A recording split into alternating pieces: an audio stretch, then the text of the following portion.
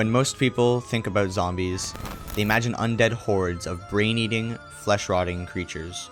At least, according to fantastical books or horror movies. Night of the living dead. Despite their fictional nature, however, the US government shockingly developed a plan to combat any possibilities of a zombie outbreak. From your classic run-of-the-mill zombies to zombies created in outer space. How exactly does the US stack against these mindless monsters?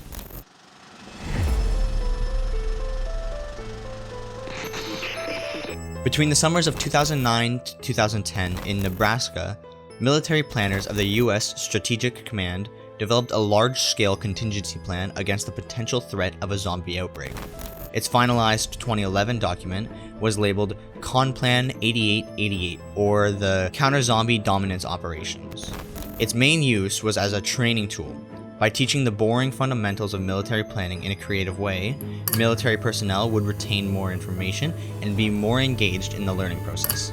It was also acknowledged that by using an outlandish scenario of a zombie apocalypse, the political fallout of its leak to the public would be minimized. In comparison, if a contingency plan of invading another country, such as Nigeria, was leaked, it would raise significantly more public anxiety, especially if it was not made clear that its actual purpose was for a mere training exercise. Although it is not an official US contingency plan, it is stated that it does follow official formats for simulation purposes. If an actual zombie outbreak were to happen, the Conplan 8888 would be much more complex and secretive due to the additional use of highly classified military capabilities and technologies. The main objectives of the plan are threefold. First, to establish and maintain defenses against zombies. Second, to eradicate the threat of zombies. And third, to rebuild and uphold law, order, and basic services in communities during and after the zombie outbreak. But with the many types of zombies in popular culture, what kinds of zombies are the US prepared to fight? It could be microbial, viral, parasitic, fungal. Or the wrath of God? There's that. The main type is the pathogenic zombie, which is an organism infected by virus, bacteria, or a form of contagion. In addition, 7 more types are considered. Radiation zombies are organisms infected by an extreme dose of an electromagnetic radiation. Evil magic zombies are creatures created by occult experimentation. Space zombies are organisms originating from space or infected by extraterrestrial toxin and radiation. Weaponized zombies are organisms biologically engineered for warfare. Symbiont-induced zombies are healthy hosts infected by another organism. Vegetarian zombies are infected organisms that eat only plant life and pose no direct threat to humans. And chicken zombies, the only currently existing form of zombie, are chickens which have been incorrectly euthanized with carbon monoxide and have briefly come back to life. The US considers the chicken zombies a non-threat, but even the vegetarian zombies have disastrous consequences of massive deforestation and eradication of essential food crops. Evidently, nearly all types of zombies pose overwhelming dangers to national security, economic activity, and modern ways of living. Conplan 8888, in response, simulates a worst-case scenario. Infectious air or sea traffic and asteroid or space radiation easily negate the advantages of a large, isolated North American landmass. Most zombie types are assumed to be immune to extreme meteorological phenomena. Nearly all command and control centers are overrun by zombies. The only successful termination of a zombie is by concentrated firepower to the brainstem. Riot control countermeasures are proven useless against the zombie's lack of fear and pain. And no medical cure can be formulated.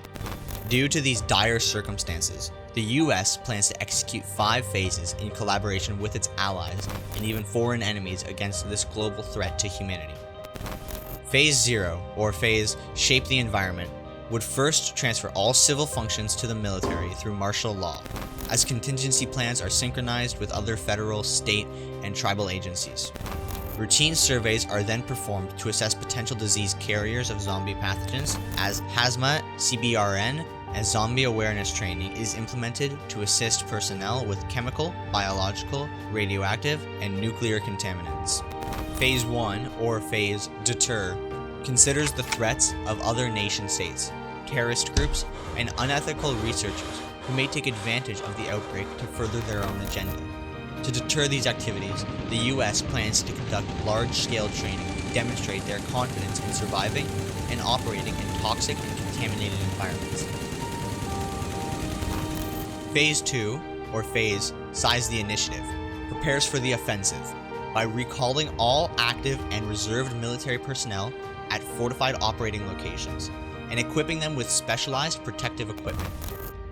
Limited offensive operations against zombies begin in quarantined areas, as civilian evacuation zones are established and monitored. Since most command and control centers have been overrun by zombies, the nuclear and global warfare capabilities of the US are prepared for potential use. To avoid any suspicions of war through these military preparations, confidence-building measures with nuclear-armed nations, such as Russia, are held to foster trust. Contingency plans are also put into action to ensure the sustained functioning of major military commands and federal, state, and tribal agencies during this outbreak. Phase 3, or Phase Dominate, is the turning point of the entire outbreak, where most combat operations against non-human life are executed with missile strikes, armed infantry, and combative technologies. Many of these missions are to be conducted during daytime, as the RNAs of zombie viruses or bacteria are vulnerable to ultraviolet light, especially from the sun. Followingly, all zombie corpses are burned to decrease its infectious spread.